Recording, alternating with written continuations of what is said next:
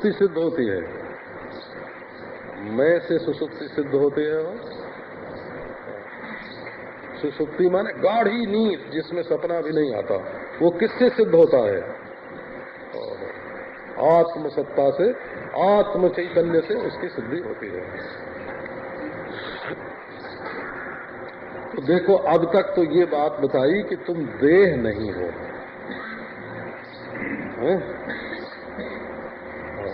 जैसे कुएं में पानी हो ना, वहां से उसको निकाल दिया और निकाल के सारे खेत में फैला दिया। ऐसे एक देह में जो मैं फंसा हुआ था उसको एक देह में से निकाल लिया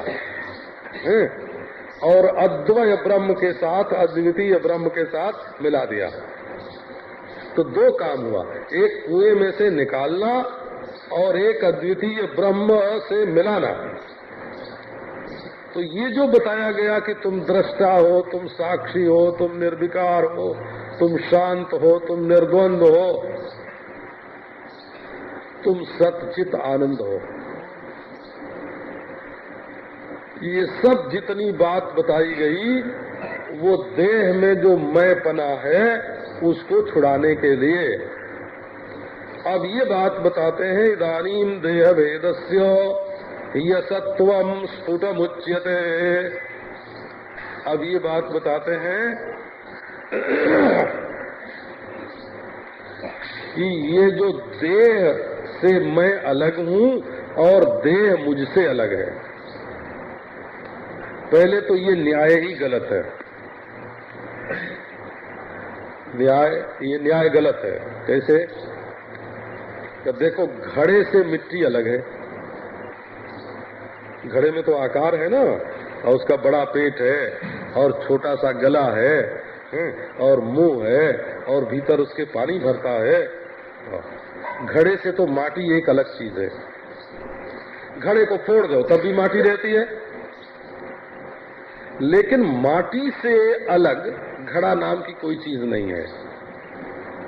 तो ये नियम करना कि देह से अलग आत्मा है, इसलिए आत्मा से अलग देह है, ये भेद तो बिल्कुल गलत है। परंतु पहले कार्य कारण सिद्ध हो गए तब ना। तो अब ये जो देह भेद है इसकी असत्ता, असत्ता माने मिथ्यात्व, ये दिखता हुआ भी ये भेद नहीं है।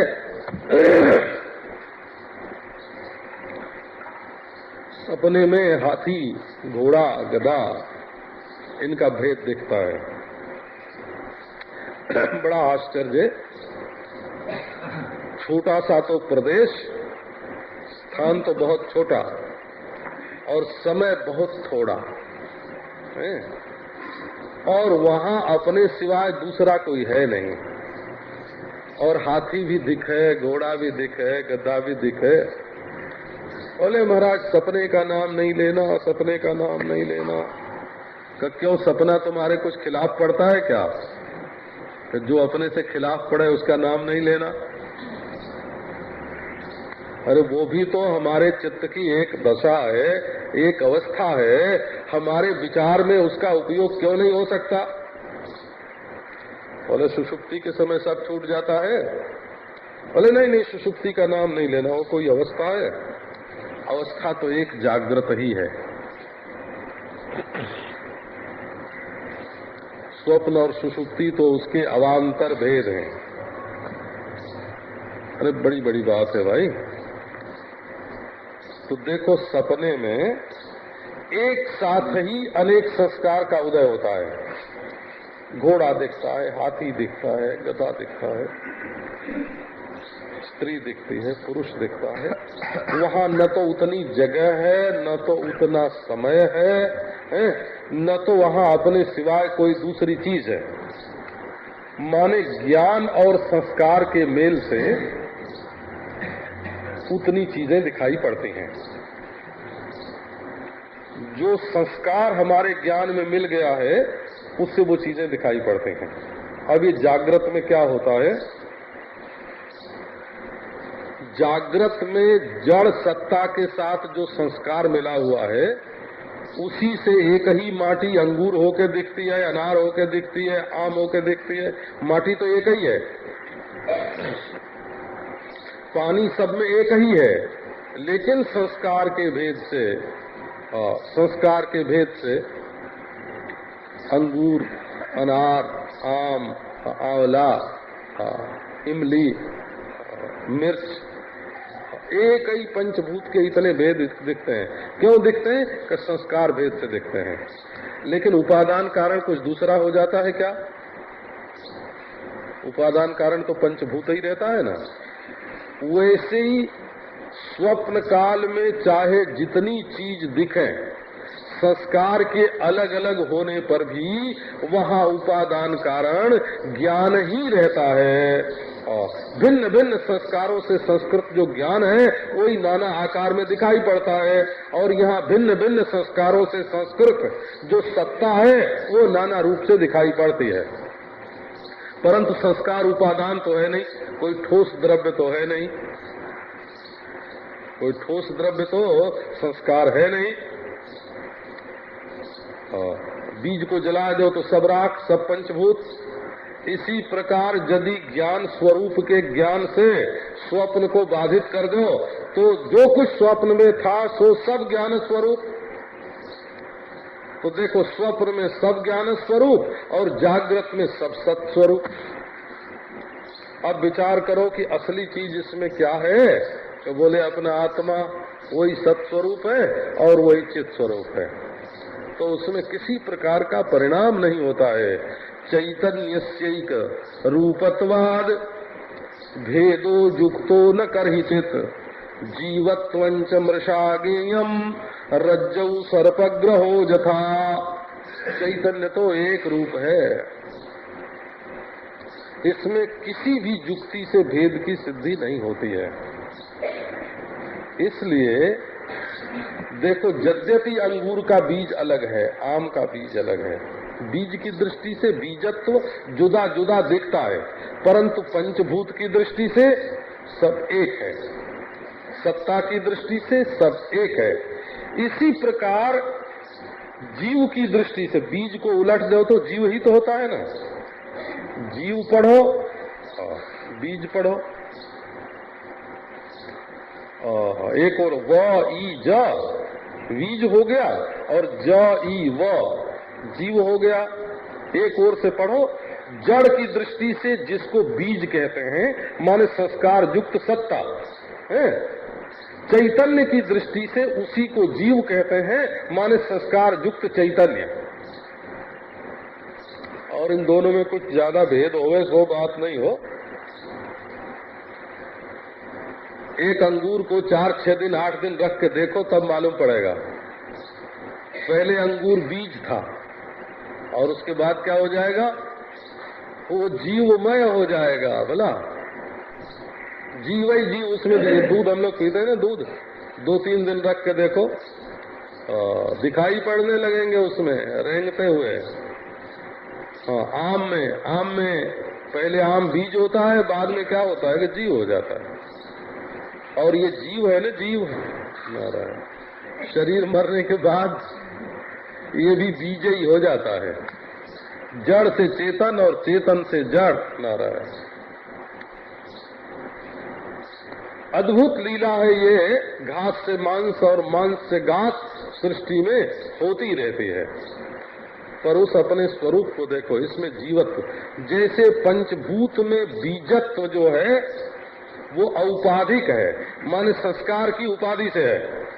इसी प्रकार चैतन्य में जो जीवत्व है वो औपाधिक है। जैसे ठीक सत्ता को न समझने के कारण हम पृथक पृथक जीव को पकड़ते हैं, बीज को पकड़ते हैं, वैसे ठीक ठीक चैतन्य का बोध न होने के कारण हम अपने में और दूसरे में जीवत्व को पकड़ते हैं। असल में जीव नाम की कोई धातु नहीं है, एक अखंड चिद धातु है। तो बोले भाई फिर ये चैतन्य जो है ये जीव कैसे हो जाता है? अलग अलग, मैं जीव मैं जीव मैं जीव ना, है ना। सपने में भी तो बहुत सारे जीव होते हैं, सपने में जीव होते हैं बहुत से कि नहीं? सपने में आपने कभी कोई मेला देखा है? वहाँ कोई क्षेत्र लगा है और हजार हजार साधु भोजन कर रहे हैं, वहाँ कहीं सत्संग हो रहा है तो हजारों श्रोता श्रवण कर रहे हैं। कहीं कहीं तो ऐसा होता है वो घेरे में तंबू अम्बू लगा के और मंच बना के और महात्मा जी लाउड स्पीकर लगा के बैठ जाते हैं और श्रोता कोई नहीं होता है और लाउड स्पीकर पर व्याख्यान होता रहता है। हाँ, तो सड़क के लोग जो आते जाते होते हैं ना वो सुनते हैं। हाँ, एक दिन हमने देखा चैतन्य देव की कुटिया के बगल में एक किसी साधु ने कैंप लगाया था कुंभ में, बढ़िया व्याख्यान आ रहा था वहां से, बहुत बढ़िया। तो मन में आया कि इतना बढ़िया व्याख्यान देने वाला कौन है, चलें जरा देखें। तो अब महाराज वहां गए तो कोई श्रोता ही नहीं था, गधे 3-4 बैठे हुए।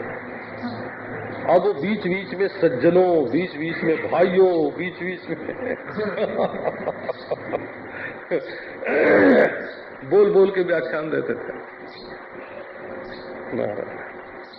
तो एक अब देखो सपने में लगा कुंभ का मेला, हजारों आदमी नहा रहे हैं, हजारों आदमी सड़क पर चल रहे हैं, हजारों श्रोता हैं, सैकड़ों वक्ता हैं, लेकिन इतने जीव दिखाई पड़ते हैं। कोई गधा के रूप में दिखाई पड़ता है, कोई घोड़ा के रूप में दिखाई पड़ता है, शाही निकलती है तो हाथी दिखाई पड़ते हैं। अब उस सपने में जब दिखता है तो बहुत सारे जीव दिखते हैं कि नहीं दिखते हैं? पर आप क्या समझते हैं कि सपने में जो बहुत सारे जीव दिखाई पड़ते हैं उनकी कोई जीवक ग्रंथि होती है? जीवक ग्रंथि ही नहीं है वहां, माने अलग अलग शरीर में अलग अलग जीव ही नहीं है सपने में। वो तो देखने वाले का चमत्कार है, दिखने वाले का कोई चमत्कार वहां नहीं है, सब देखने वाले का चमत्कार है। अच्छा, अब उसमें कई लोग ऐसे हैं जो अपने 50 वर्ष पहले किए हुए पाप को धोने के लिए आए हैं। क्यों जी? 50 वर्ष पहले का उनका कोई पाप है? वो तो 50 वर्ष पहले के है ही नहीं है। उसमें कई लोग हैं जो आगे अगले जन्म में हमको नरक से न बचना पड़े, नरक में न जाना पड़े, इसके लिए आए हैं। तो क्या उनको नरक होने वाला है? तो ये जो जीवक ग्रंथि है, ये स्थूल शरीर और सूक्ष्म शरीर में मैं बुद्धि हो जाने के कारण ये बन गई है। कैसे का रज्जौ सर्पक ग्रहो जथा, जैसे रस्सी को कोई सांप समझ ले तो ये भ्रम है हो। रस्सी को न जानना अज्ञान है और रस्सी को सांप समझना भ्रम है। हाँ, अज्ञान और भ्रम में अंतर होता है। हाँ, साक्षी और ब्रह्म को ठीक ठीक समझना पड़ता है। केवल साक्षी समझने से ब्रह्म की समझ नहीं होती। अच्छा, और अज्ञान और भ्रम को भी अलग अलग समझना पड़ता है। वेदांत की बात अगर वेदांत की भाषा में नहीं समझोगे, है ना, तो ठीक ठीक समझ में नहीं बैठेगा। ये हम क्या बोल रहे हैं? जीवत्व ग्रंथि ही नहीं है। जिस क्षण तुम स्वप्न में दिख रहे हो उस क्षण से पहले तुम करता नहीं हो, उस क्षण से पहले तुम भोगता नहीं हो, उस क्षण से पहले कहीं से आए नहीं हो और उस क्षण के बाद कहीं जाओगे नहीं। कर्तृत्व, भोक्तृत्व, परिच्छिन्नत्व, ये सब क्या है? बोले भ्रम है। तुमने अपने को जीव समझ रखा है। और जैसे रस्सी को सांप समझना भ्रम है, तो इसमें दोनों में फर्क क्या होता है? अज्ञान और भ्रम में क्या अंतर होता है? देखो, रस्सी को न जानना एक बात है और न जानने के बाद आप उसको माला भी समझ सकते हैं, सांप भी समझ सकते हैं, डंडा भी समझ सकते हैं, दरार भी समझ सकते हैं। तो ये जो तरह तरह की उसके बारे में समझ है, इसका नाम भ्रम है, बोला। और रस्सी को न पहचानने से ही ये सारे भ्रम हुए हैं। तो अपने आत्मा को देश काल वस्तु के परिच्छेद से रहित ब्रह्म रूप न समझने के कारण अपने को मैं जीव हूँ, मैं मनुष्य हूँ, मैं हिंदू हूँ, मैं ब्राह्मण हूँ, मैं सन्यासी हूँ, मैं पापी हूँ, पुण्यात्मा हूँ, सुखी हूँ, दुखी हूँ, ये सारी बातें जो है ये सब भ्रम है। क्यों भ्रम है? कि अपने आप को अनंत अद्वय रूप से, अविनाशी परिपूर्ण ब्रह्म रूप से अपने आप को नहीं जानते।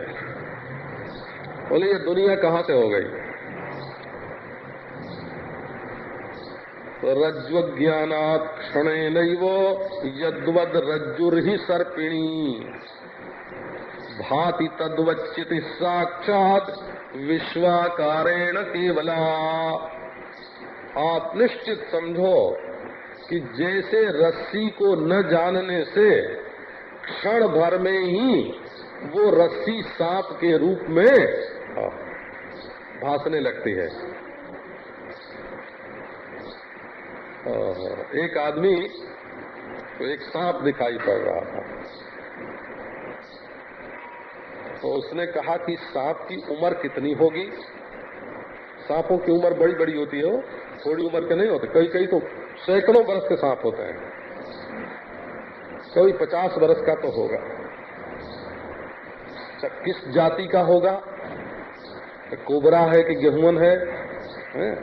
एक कौन सा है? कोबरा मालूम पड़ता है कि डोडा है कि करईत है। बड़ी जाति होती है सांपों की। भविष्य पुराण में सांपों के सैकड़ों जातियों का उनकी पहचान, किसके बिंदु होता है, किसका शरीर कैसा होता है, किसमें जहर होता है, किसमें नहीं होता है, भविष्य पुराण में मैं समझता हूँ कि 2, 3, 4 अध्यायों में सांपों का वर्णन है। हमारी पुराण विद्या भी तो बड़ी विलक्षण है। हमको तो एक ने बताया कि अब से 25 वर्ष पहले तक आजकल के भौगोलिकों को जो बातें मालूम नहीं थी, अब से 25 वर्ष पहले तक वो बातें पुराणों में हजारों वर्ष से लिखी हुई हैं। माने और भूगोल की बात जो है, हमारे भारतीय भूगोल की बात, वृक्षों की जातियां, नदियों के उद्गम, है ना, पहाड़ों की चोटियां, उनके चिन्ह पहचान, अभी आजकल लोग पहुंचने की कोशिश कर रहे हैं, पहुंचते हैं तो वही बातें मिलती हैं जो पुराणों में लिखी हैं। पौराणिक भूगोल, पौराणिक इतिहास पर अनुसंधान हो रहा है। अच्छा, तो आप सांप की बात सुनो। एक आदमी को सांप दिख रहा, कितनी उम्र का? 50 वर्ष का। किस जाति का? बोले कोबरा जाति का। तो कितना लंबा होगा? है कितना लंबा होगा? बोले कोई 5 फुट का होगा। और ये मेरे बाप है। आदमी हंस रहा। क्षण वस्तुएं मालूम पड़ती हैं। जितना भी इंच का नाप होता है, ये किसी अनंत अपरिच्छिन्न अधिष्ठान में ही भासता है। आप खिड़की में धूल उड़ते देखते हैं ना, तो छोटे छोटे जो धूल के कण होते हैं वो रोशनी में दिखते हैं ना। और किसी अवकाश में तो उड़ते हुए दाहिने बाएं जाते हुए दिखते हैं। तो ऐसी जितनी भी टुकड़े पदार्थ होते हैं, जितनी चीजें टुकड़े होती हैं, वो सब की सब एक अधिष्ठान में भास रही हैं। तो उस अधिष्ठान को भी तुम छोटा बना लेते हो कि जितनी दूर में चीजें उड़ रही हैं उतनी दूर में है। नहीं, उसकी परिपूर्णता, उसकी अविनाशिता, उसकी उम्र का ख्याल करो, उसकी लंबाई चौड़ाई का ख्याल करो, तो लंबाई चौड़ाई और उम्र वो सारी की सारी तुम्हारे मन में कल्पित हो रही है। देश काल और वस्तु की कल्पना मन में हो रही है। तो ये जो रज्जू के अज्ञान से क्या हुआ कि क्षण भर में ही वो सांप बन गई, वो रस्सी सांप बन गई। तो ऐसे ही जो अनंत अधिष्ठान है चैतन्य, इसके अज्ञान से ये जो दुनिया मालूम पड़ती है ना कि अनादि है, अरे अनादि बनादि कुछ नहीं है वो।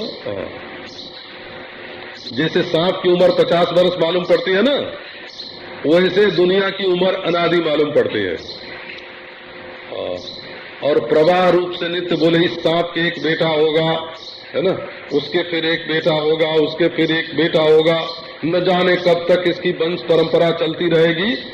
ऐसे जैसे कोई सोचे, वैसे ये प्रवाह रूप से नित्य है प्रपंच। ये बिल्कुल प्रपंच को सच्चा मान करके एक सोची हुई चीज है। न तो ये प्रपंच अनादि है और न तो ये प्रवाह रूप से नित्य है, न तो इसकी कोई जाति है, न इसमें कोई व्यक्तित्व है। ये तो केवल जिसमें दिख रहा है और जिससे दिख रहा है। जिसमें दिख रहा है वो ब्रह्म है और जिससे दिख रहा है वो आत्मा है। और दरअसल जिसमें दिख रहा है और जिससे दिख रहा है ये दोनों एक हैं। और जब दोनों एक हैं तो जो दिख रहा है वो कुछ नहीं है, केवल यही अधिष्ठान स्वरूप जो चैतन्य है, केवल यही शेष रहता है। तो तद्वत चिति साक्षात विश्वाकारेण केवला, अपने चैतन्य स्वरूप के अज्ञान से ही वो चैतन्य ही विश्व के रूप में भासता है। उपादानम प्रपंचस्य ब्रह्मणोऽन्यन्न विद्यते तस्मात् सर्व प्रपंचोऽयं ब्रह्मैवास्ति न चेतरत। उपादानम प्रपंचस्य, ये जो प्रपंच है इसका उपादान क्या है?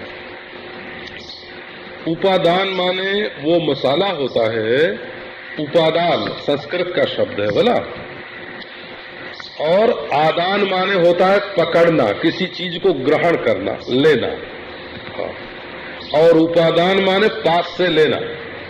जैसे कुम्हार ने घड़ा बनाने के लिए माटी उठाई, तो वो घड़ा बनाने के लिए हाथ में ली हुई जो माटी है ना, और जितनी घड़े में रहेगी उतनी, सारी माटी उपादान नहीं होती।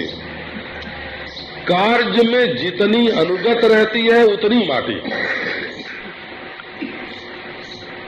तो जैसे मोम का खिलौना बनाते हैं, प्लास्टिक का खिलौना बनाते हैं, तो खिलौने में जितना प्लास्टिक है, खिलौने में जितना मोम है, खिलौने में जितनी लकड़ी है, उस लकड़ी को कहेंगे उपादान है ना।